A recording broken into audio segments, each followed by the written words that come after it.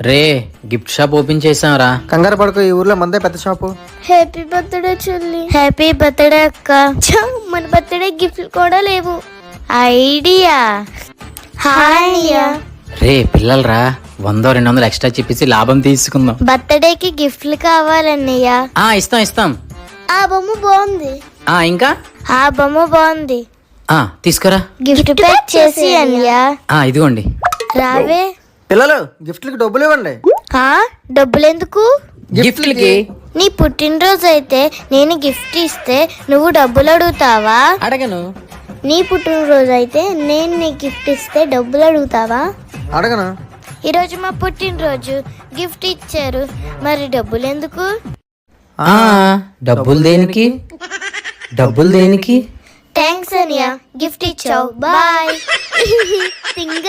మన బర్త్డేకి గిఫ్ట్లు వచ్చేసాయి.